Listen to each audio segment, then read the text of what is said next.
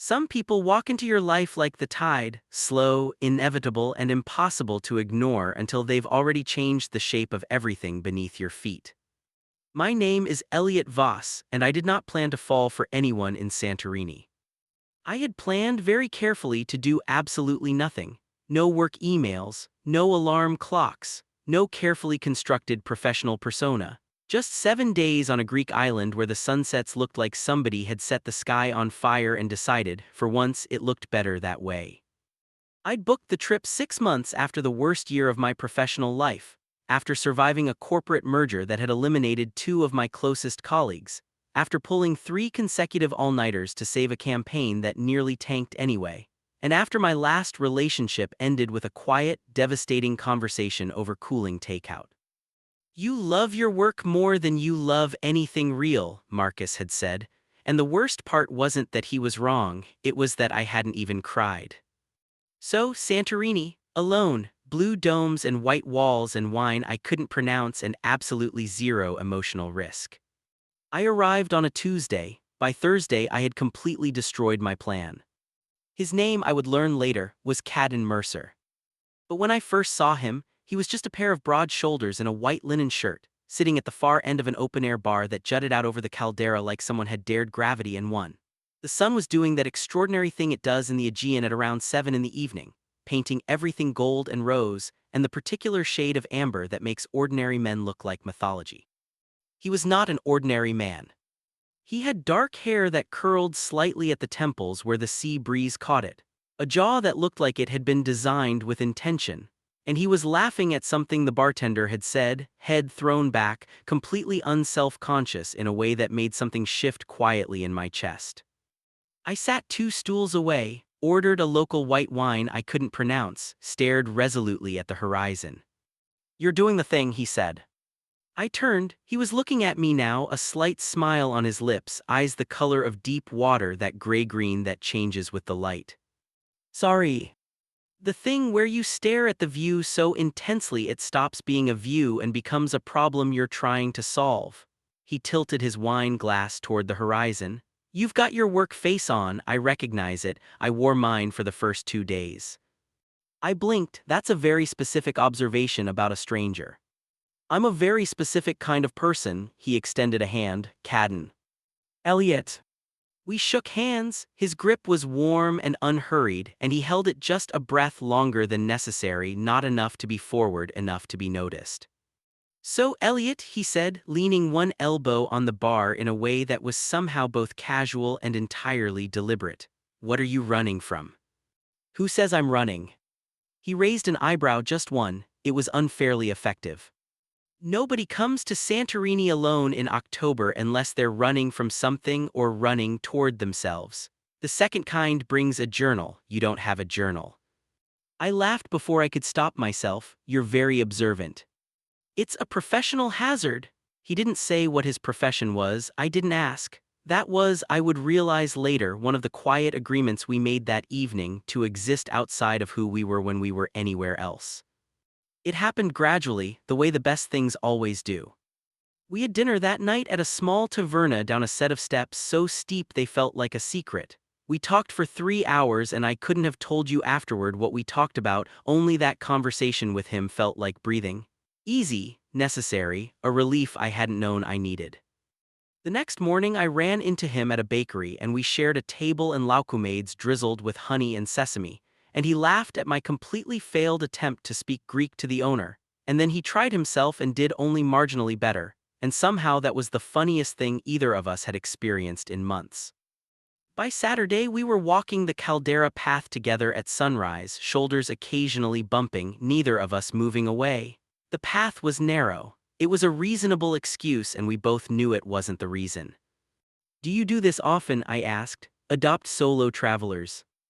"Only the ones who look like they might actually forget to enjoy themselves." He glanced sideways at me. In the early light his face was softer, open. "You seem like you're good at everything except letting yourself off the hook." The accuracy of that landed somewhere tender. "I'm a creative director at a mid-size marketing firm," I said. It came out before I'd decided to say it. Or I was, we just went through a restructure and I honestly don't know what I am now. My title survived, I'm not sure I did. He was quiet for a moment, not the polite, performative quiet of someone waiting for their turn to speak. Actual quiet, considerate.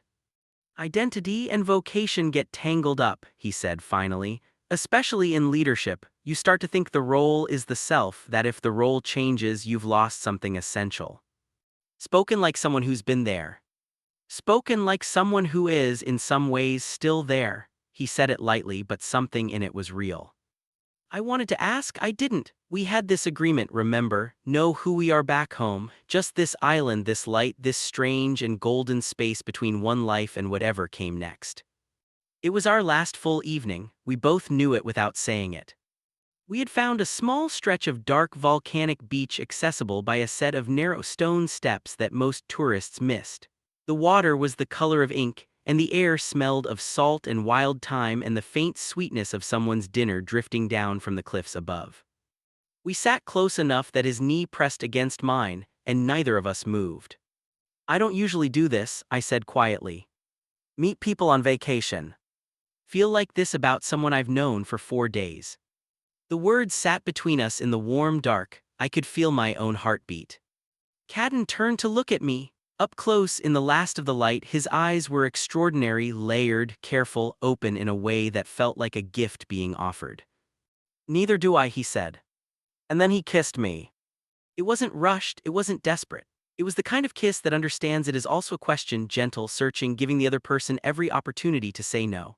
I didn't say no. I leaned in and the sound of the Aegean around us became the whole world, and for a long moment I forgot entirely that there was an airport, a city, a company, a life waiting to pull me back. We stayed on that beach until the stars came out, talking softly, not making promises neither of us could keep. When we finally climbed back up those narrow steps, he took my hand to help me over a particularly uneven section and then didn't let go, and I didn't ask him to. We said goodbye outside my hotel at midnight. Long, quiet, holding on. He pressed his lips once to my temple like punctuation, like a period at the end of a sentence that had been worth every word. This was real, he said softly, it wasn't a question. This was real, I agreed. I watched him walk away into the white-walled dark of the island, and I told myself that some things are complete in themselves. That a perfect 4 days is not a tragedy just because it ends, that I was grateful and whole and absolutely fine. I booked my flight home the next morning and cried on the plane for 40 minutes, which told me more clearly than anything else could have that I was not, in fact, absolutely fine. I was something much more complicated than that. I was a man who had, despite every careful plan, fallen.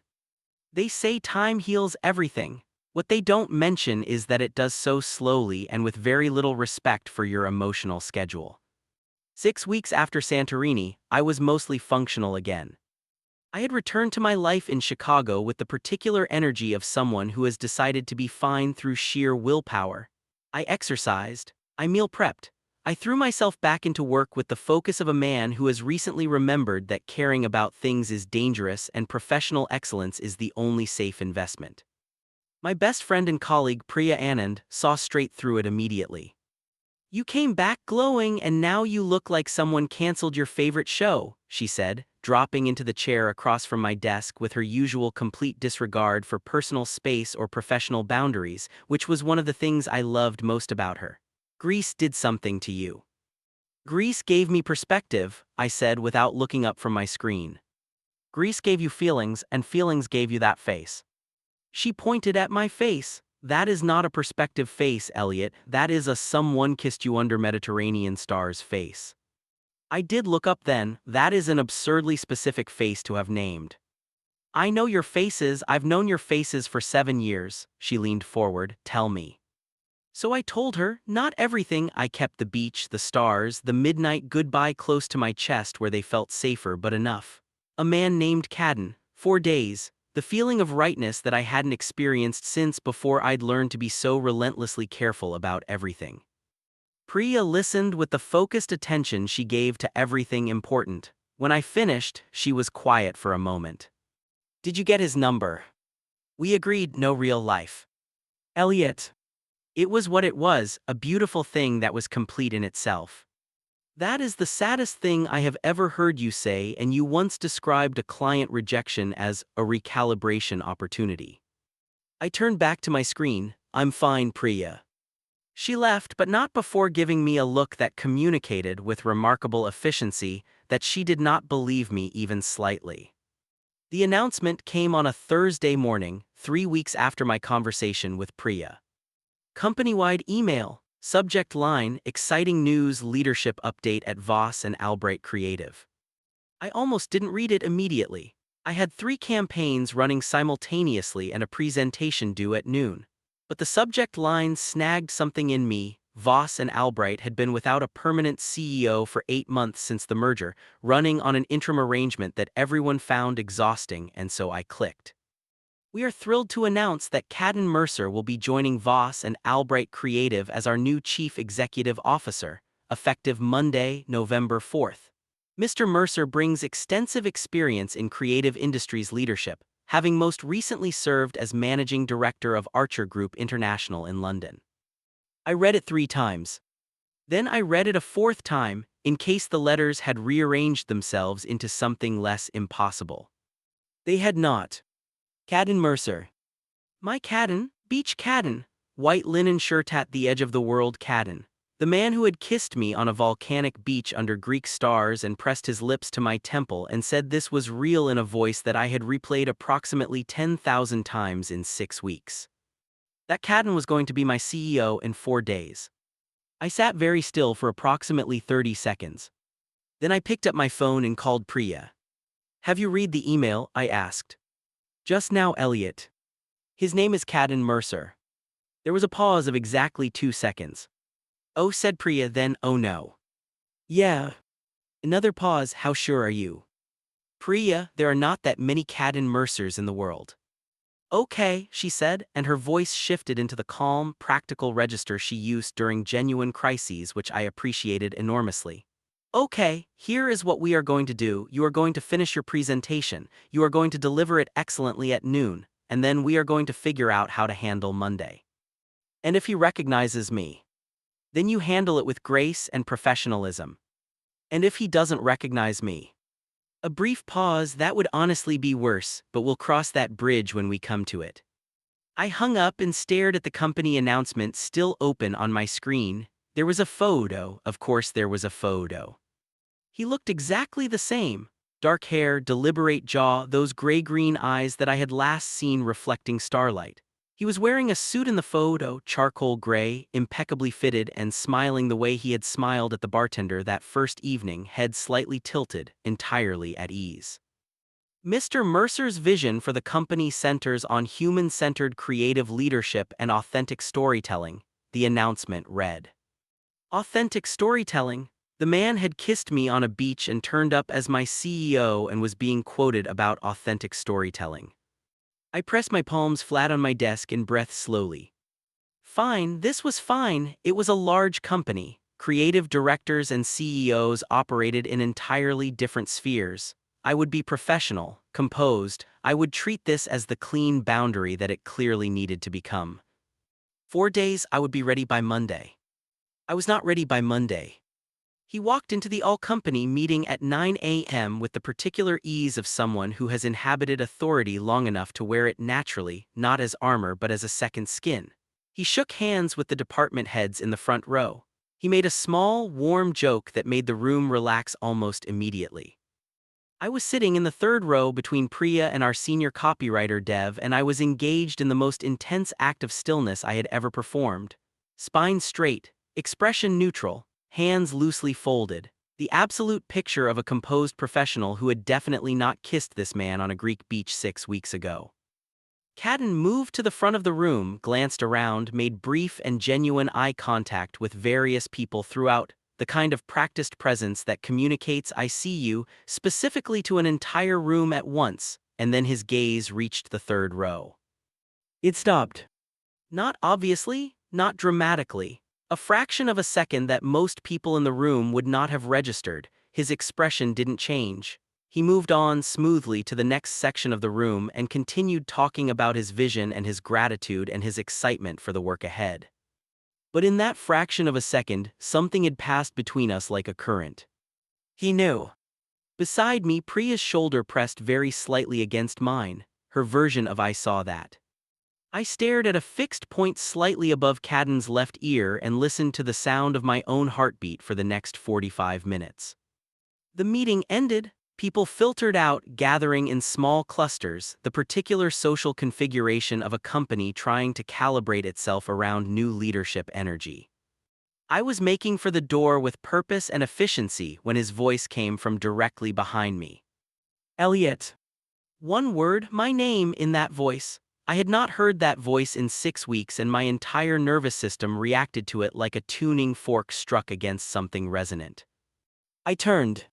He was standing 2 feet away. In person, he was exactly as I remembered and somehow also entirely different, the island version of him and this version occupying the same body in a way that was genuinely difficult to process. He was wearing the charcoal suit from the photo. He looked like a CEO. He also looked like the man who had pressed his forehead to mine on a dark beach and said goodbye like it cost him something. Hi, I said, a masterpiece of composure. I wasn't certain it was you until I saw you in the meeting. He kept his voice low, professionally quiet, mindful of the people still milling nearby. I want you to know that I had no idea. I didn't know the firm's name when I accepted. I was dealing through a recruiter and didn't see the full company profile until I arrived in Chicago last week. I believe you, I said. And I did, immediately and completely, which probably said something about the specific way I trusted him that I wasn't ready to examine. This is, he paused, searching for the word. Complicated, I offered. Something moved across his face. I was going to say unexpected, but yes, complicated works. He looked at me carefully. Are you all right? The fact that his first instinct was to ask if I was all right, not to manage me, not to establish professional hierarchy, but to simply ask, hit me somewhere undefended. I'm working on it, I said honestly. He nodded, slow, considering. Can we talk properly? Not here. He glanced around the room with its dispersing audience. I don't think either of us should be having this conversation surrounded by our colleagues. No, I agreed, probably not. There's a coffee place 2 blocks north, tonight if you're willing, 6:30. He said it simply, without pressure, giving me the same quality of space he had given me on that bar stool in Santorini, the space to say no. I thought about what Priya had said, handle it with grace and professionalism. 6:30, I said, I'll be there. He held my gaze for 1 moment longer than was strictly necessary. Thank you, Elliot. He walked away to speak with someone from the finance team, entirely professional, entirely composed. I walked to the restroom, stood over a sink, ran cold water over my wrists, a trick a therapist had once taught me for acute overwhelm, and had a very honest conversation with my reflection. You are a professional, I told myself. You are composed. You are going to have a grown-up conversation tonight and establish a grown-up boundary, and then you are going to move forward in a grown-up way. My reflection looked only partially convinced. There is a particular kind of courage that has nothing to do with the absence of fear. It has everything to do with what you choose to do while fear is sitting right next to you, making itself at home. The coffee place was called Meridian.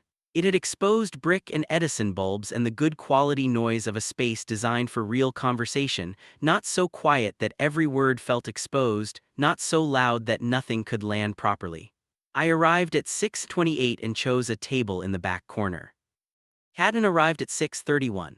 He changed out of the suit jacket, sleeves of a deep navy shirt rolled to the forearm, and he was carrying 2 coffees black for him, the oat milk flat white that he apparently remembered I'd ordered every single morning in Santorini without my having to say a word. And he set one in front of me and sat down across the table with a steadiness that made me want to both lean toward it and protect myself from it in equal measure. I rehearsed this, he said, on the walk over, 3 different versions. How did they go?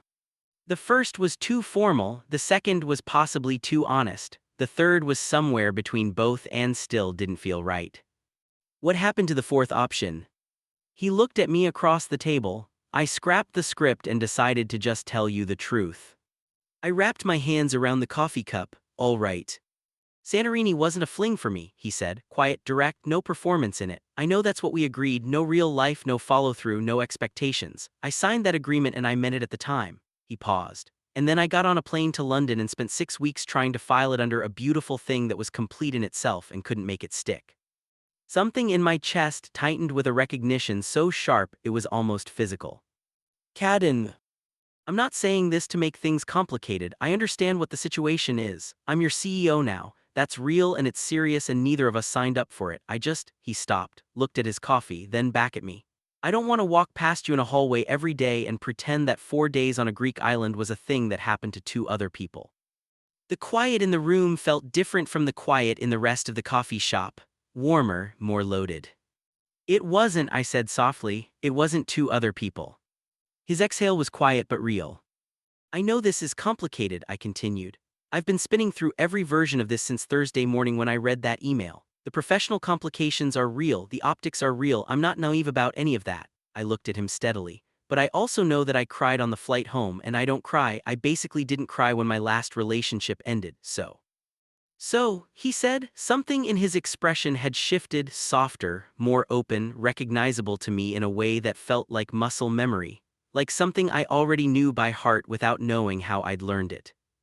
I think, I said carefully, that we need to be honest about 2 things simultaneously. First, what happened between us was real and it matters and neither of us is going to pretend it didn't happen. Second, we cannot act on it while you're my direct employer. Not now, not in the current structure. It's not fair to either of us and it's not responsible. He nodded slowly. I agree with both of those things. Which means we have to figure out what being honest looks like inside a structure that doesn't have room for us to be anything other than professional. He was quiet for a moment and I could see him actually thinking, not performing contemplation but genuinely working through it, which was one of the first things I had liked about him. There's a third thing, he said. Tell me. I don't want to lose you, he said it simply the way he said most things that cost him something. Whatever we figure out, whatever shape this ends up taking, I walked into that building this morning and saw you in that 3rd row and the first thing I felt wasn't panic. He paused. It was relief, because I'd spent 6 weeks not knowing how to find you and there you were. The thing that had been sitting quietly in the center of my chest since Thursday morning, that tightly wound knot of anxiety and grief and wanting and professionalism, loosened just slightly, just enough. I don't want to lose you either, I said. Here is what we did. We were careful, genuinely, intentionally, non-performatively careful. At work, we were professional. Cadden was an excellent CEO, not just technically but humanly. He had a gift for listening that transformed meetings, a clarity of vision that made every creative conversation more productive, and a way of giving credit that made everyone in the room feel seen. Within 2 weeks, the company's ambient mood had shifted measurably. People were less guarded. The work was better. I was his creative director, which meant I interacted with him regularly in professional contexts, and every single one of those interactions required me to maintain a focus that I was not always certain I was capable of. He would lean over a presentation on the conference table to point at something, and the proximity of him, that familiar warmth, the trace of whatever understated thing he wore that I associated now with evenings and honesty, required a conscious act of recentering. But we managed and we talked. Every week on Thursday evenings we went to Meridian, always the same corner table, always his black coffee, my flat white. We drew a line, nothing about work, nothing about what we were or weren't to each other, just talking. The same ease, the same quality of honesty we'd found on the island, transported carefully into this complicated new context. Priya, who had been briefed fully because Priya was one of those people who you simply could not withhold things from, observed all of this with the particular expression of someone watching a very slow, very obvious romantic comedy unfold in real time. You know this is not sustainable indefinitely, she said one afternoon. I know. One of you is going to have to do something eventually. I know, Priya. I'm just saying, the longing is lovely and everything, but... Priya. I'm putting a 6-week timer on it. After 6 weeks I'm going to start leaving rom-com suggestions in your inbox. She was, to be clear, completely serious. It was Cadden who did something. I came to Meridian on the Thursday of week 8 to find him already at the table, but with something different in his posture, a particular stillness, like a person who has made a decision and is simply waiting to say it aloud to make it real. He slid an envelope across the table before I'd even sat down properly. I looked at it, then at him, then I picked it up. Inside was a letter on company letterhead, brief, formal, and signed by 3 members of the board. It outlined a structural reorganization in which the creative director role would be repositioned to report directly to the chief operating officer rather than the CEO, with a separation of direct line management made effective immediately. I read it twice. You went to the board, I said. I proposed a structural adjustment that I argued made operational sense for the company's growth phase. He said it calmly, which it does, genuinely, it's a cleaner structure, a beat. It also means I am no longer your direct supervisor in any technical or legal sense.